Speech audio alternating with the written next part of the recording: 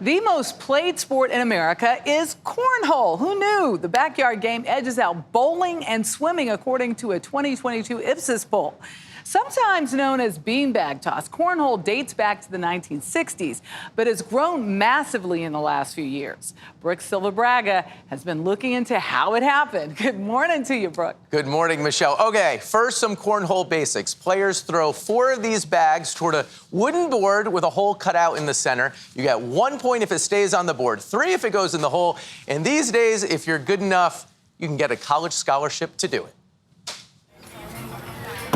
For decades, cornhole has been the game you play on one side of a bar while the other side is line dancing.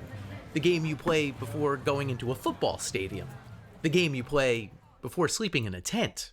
Took boards out while we were camping. We would have like little family tournaments. Doug and Jennifer Heyman have run bar night cornhole just outside Denver for years. A lot of it is the people. It's really fun to be able to just get to drink beer and just hang out with your friends. But cornhole is attempting an unlikely toss into the mainstream. Goes way up top and hits it! Turn on ESPN these days, or CBS Sports Network. This is gonna be a fun one. And you might spot Trey Ryder. We had the first wave in 2017. We got on TV for the first time, and that was like, oh my gosh, we're on TV, like ESPN2 on a Saturday at 2 p.m. And then the pandemic hits a couple years later, and then we're like doom and gloom. We think the world is ending, and we were able to put on professional tournaments live on ESPN. And gets them both to drop. What a shot. And we were the only sport on television. The only sport that beat cornhole back on television in the pandemic was Korean baseball. That was it. The women's game is really interesting right now. When he's not broadcasting, Ryder is the chief marketing officer of the ACL, or American Cornhole League, the biggest force in the game's corporate push. Today, more than $1 million in prize money is shared by 250 ACL pros. The top players make low 6 figures. This is maybe my favorite story of the day. But the game's biggest burst of publicity has shined on 2 amateurs. Gavin Hammond and Jackson Remick. With the head-scratching news of college scholarships to play cornhole being bestowed on a pair of Colorado teens. We were just shocked. Wow. It's too good of an opportunity not to take. Yes, Gavin Heyman and Jackson Remick are getting not quite full scholarships to play cornhole at Winthrop University. That's a first. Gavin is Jen and Doug's son. He first grabbed a bag during those camping trips.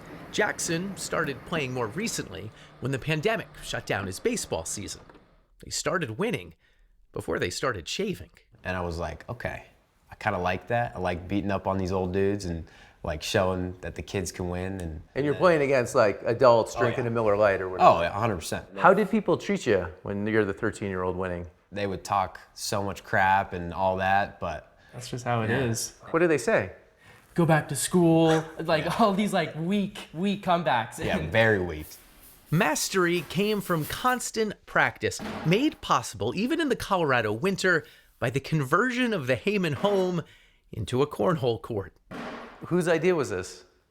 Yeah, me. Did it take some convincing of mom and dad? Yeah, it took a little bit. He was like, I'm not letting my house be a cornhole house. I'm not letting people walk in the front. But I convinced him. A couple out to the right. Can Dayton Weber take advantage here? Back two's going to be good. Part of cornhole's appeal is the idea almost anyone can play and win. Dayton Weber may be the most striking example, but also consider the doubles team of Deborah Odom and Isabella Soprenin. There's literally 50 years difference in our age. Almost exactly. Almost exactly. Soprenin, now 17, turned pro at 13. You don't say if you don't want, but do you mind me asking how much money you've made through these tournaments? It's gotta be over 50 grand. That's awesome. Well, with sponsors, I would say maybe over 100. Odom had been one of the world's top horseshoe players. An injury pushed her toward cornhole, which is easier on the body.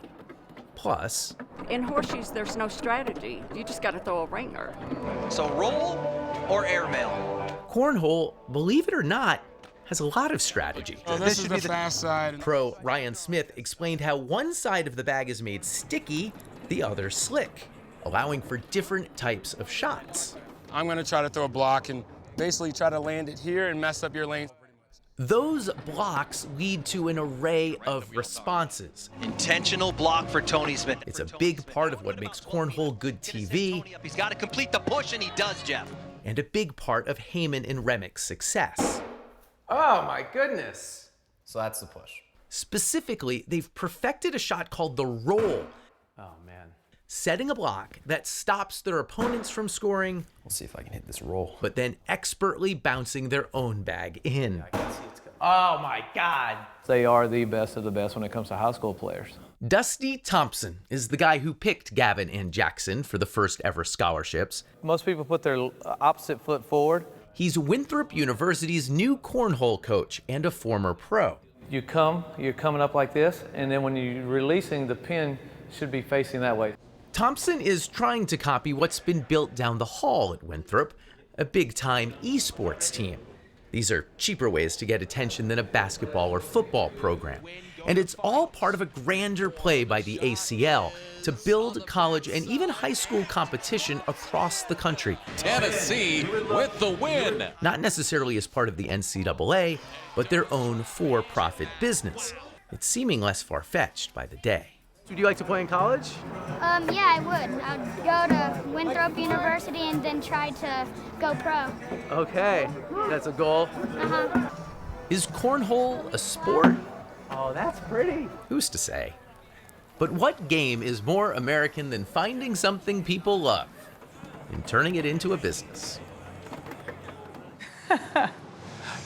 Almost everything now is branded, the bags, the boards. We're going to play. Okay. Not regulation. Yeah, we know this. This is all we had room for. Regulation is 27 Nice, feet. Michelle. Yeah, now I go. So this is Brooke and I versus Michelle and Dana. Okay. Oh, look at this. Nice, Michelle. Okay, the number one tip I got from watching these guys, you want a flat bag. Yeah, you don't want it to spin. You want it to be almost like a Frisbee.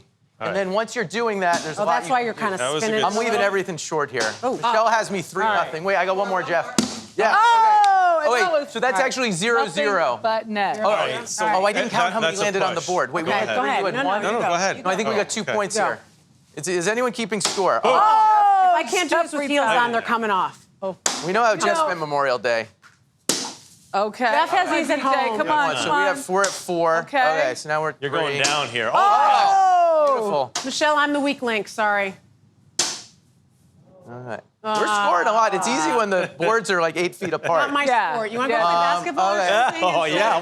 So I think we have 5. I don't know. I think you guys are ahead because I'm a love weak this. You link. can really get into this. I see that this is a good So time many had by people all. I interviewed were like, oh, I used to play football. I used to play basketball. I can't do that as much now, but I can do this.